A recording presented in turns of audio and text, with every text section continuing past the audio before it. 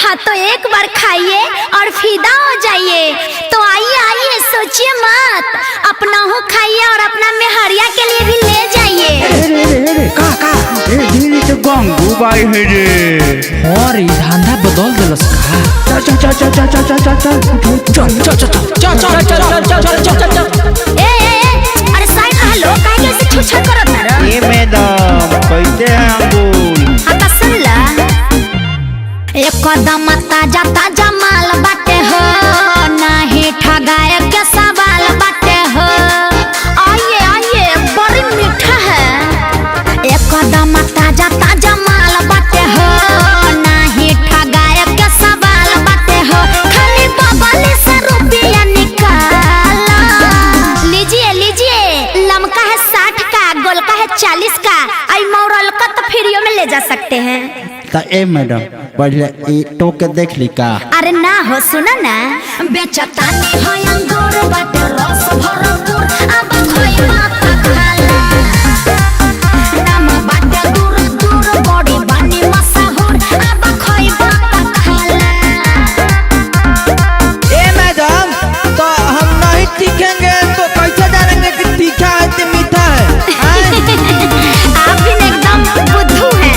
लीजिए तो ये चख लीजिए, मुंह बाइए। दही में ना होई कमजोरी महसूस, दाना नहीं खइबा त बनाइली हजूर। जाके पूछ लिहा कौनो पैदा से, देह दीही फुलाई तोहर फायदा से, झूठो मूठो के दुविधा न पाला। अरे राजा, आपको पता है कि अंगूर खाने से कितना फायदा है? कितना फायदा है मैडम, कितना फायदा? अरे अरे तनी दम धरो। अरे थोड़ा मूर्छी धरता। अरे अरे लोरिया मत सुनिए पहले। बेचतानी है अंगूर बाटे रस भरपूर, अब खोइबा त खाला।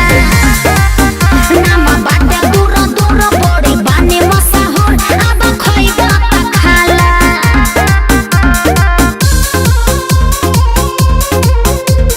मिक्स बाय दीपक दिलकश। ले मैडम, क्या है? आप तो फुटुल चल रही है। हाँ, दाम हम बताइए तो क्या है दाम इतना? गोला का के दाम कमला मका के बेसी, नासिक के हाय और ये गोह देसी। कौन है देसी मैडम? बानी हाजिर सब के दुआरे पर, नहीं जाए के पड़ी बाजारे पर। सूरज अपने तू मन से उठाला।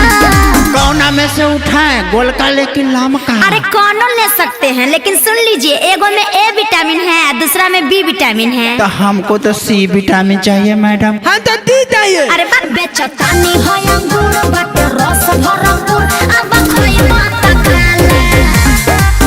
नाम बाटे दूर दूर बड़ी बानी मशहूर, अब खोइबा त खाला।